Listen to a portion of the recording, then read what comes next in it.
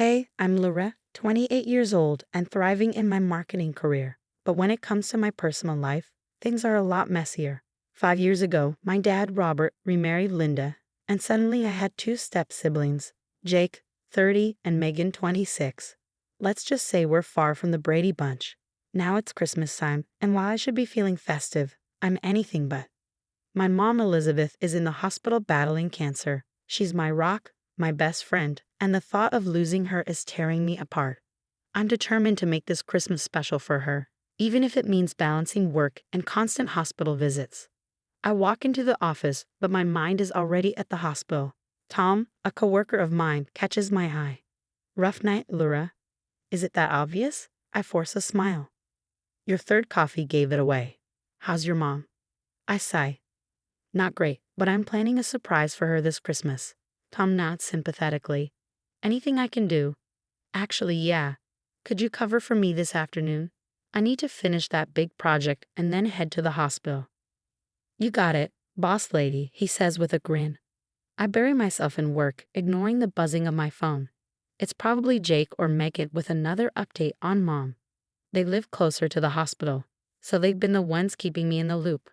I should be grateful, but something about their constant updates always makes me feel uneasy. As I'm wrapping up, my phone buzzes again. It's Jake. Hey sis, they moved mom to a different hospital for specialized treatment. Here's the new address. I frown. Why didn't they tell me sooner? I pack up quickly, rushing out and nearly running into Linda in the hallway. Lura, I was just coming to find you, she says, her voice sweet but dripping with something that doesn't sit right with me. Sorry, Linda, I've got to run. Mom's been moved to a new hospital. Her face falls slightly. Oh, I see. Well, don't forget about our family dinner tonight.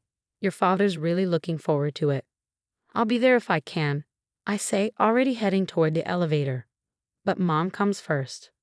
I arrive at the new address, a sleek, modern medical center I've never seen before.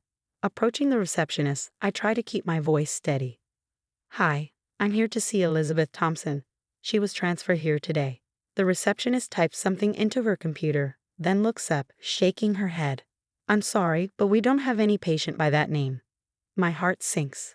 That can't be right. My brother said she was moved here for specialized treatment. I'll double check with admissions, but I'm certain we haven't had anyone by that name admitted today. As she makes the call, I dial Jake's number. It goes straight to voicemail. Same with Megan. Panic starts to set in. Did they lie to me? Why would they send me to the wrong hospital? I race back to my car, tears blurring my vision. How could they do this? Why would they keep me from my mom, especially now? As I speed toward the real hospital, I make a silent vow. This betrayal won't go unanswered. Slamming my car door shut, I rush toward the entrance, the icy wind biting at my face. Panic and rage fuel my every step. How could Jake and Megan be so cruel? The automatic doors slide open, and I'm hit with that sterile, antiseptic hospital smell. The reception area is quiet as I approach the desk, barely holding it together. Please tell me Elizabeth Thompson is here, I say, my voice trembling. The nurse types into her computer, then nods. Yes, she's in room 34, but visiting hours are over. Before she can finish, I'm already halfway to the elevator. I check my phone again, still nothing from Jake or Megan. The elevator ride feels endless and exhaustion hits me like a tidal wave. How did everything go so wrong? I was supposed to be here hours ago, surprising mom with her favorite Christmas treats and a soft blanket I bought for her. When I reach her room, I pause. Through the small window, I can see her sleeping, looking so small and fragile. I take a deep breath and quietly step inside. Mom, I whisper, taking her cold hand in mine. I'm so sorry. I'm here now. Suddenly, I hear voices outside the door. Two nurses speaking in hushed tones. Poor thing, one says. She was so upset earlier, kept asking if her daughter had called. I know, the other replies. It broke my heart. How could anyone abandon their mother on Christmas Eve? Their words stab into me. I didn't abandon her. I was tricked, manipulated by the very people I should have been able to trust. Tears stream down my face. I sit by her side, holding her hand, whispering apologies she can't hear. As the first light of Christmas morning filters through the window, I make a silent vow. Jake and Megan won't get away with this. Around 7 a.m., Mom stirs. Her eyes flutter open, and when she sees me, her face lights up with joy.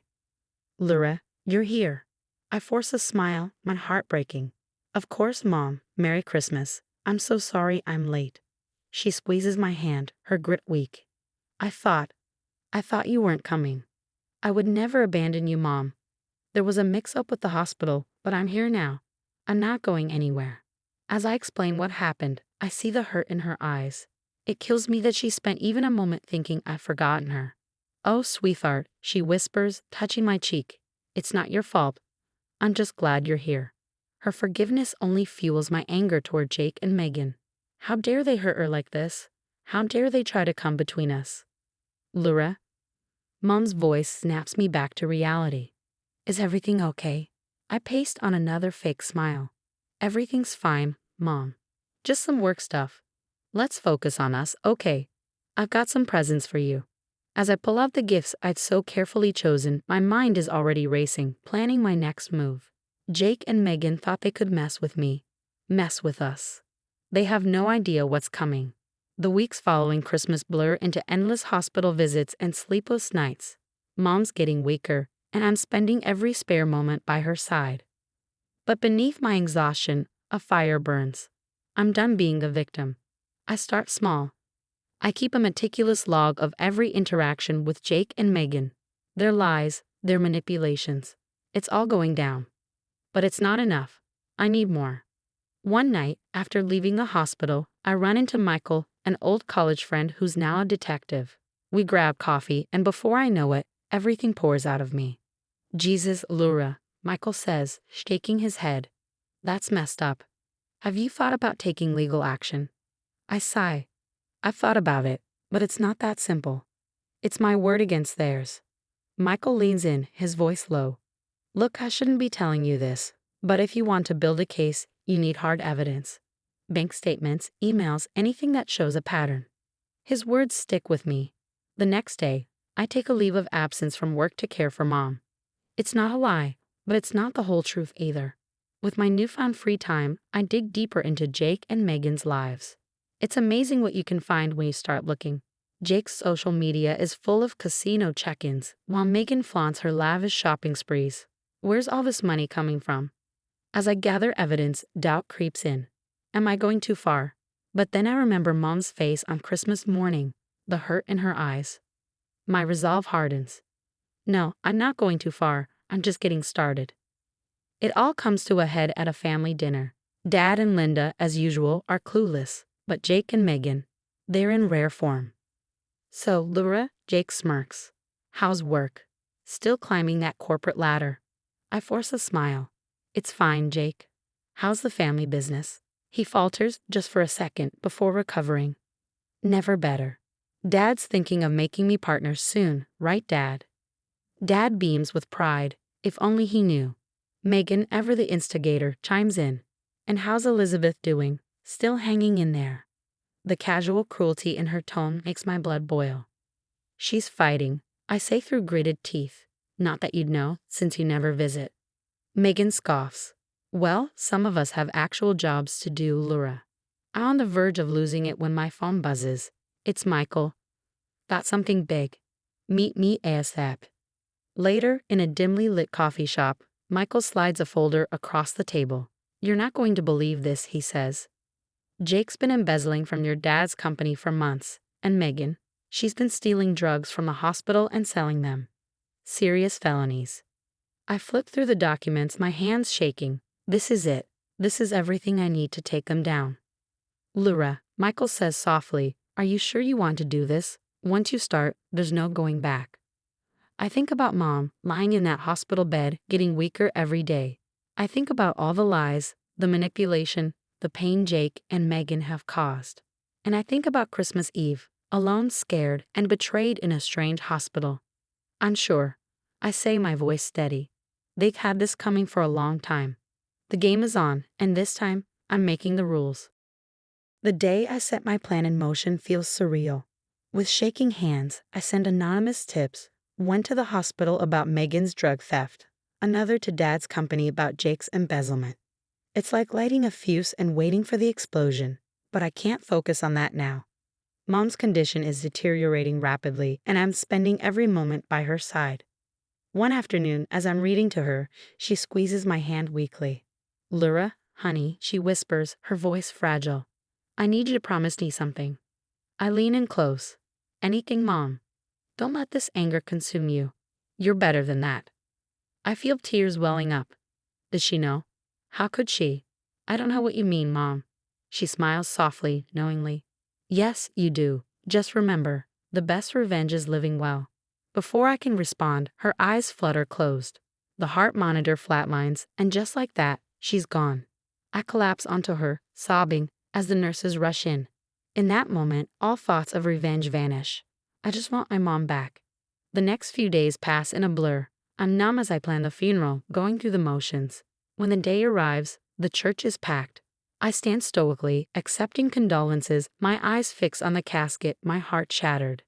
Suddenly, there's a commotion at the back of the church. Two police officers enter, heading straight for Jake and Megan. "Jacob and Megan Thompson, you're under arrest," one officer announces loudly, "for embezzlement and drug trafficking, respectively." The church erupts in shocked whispers. Jake and Megan protest, their faces a mix of rage and disbelief as they're handcuffed.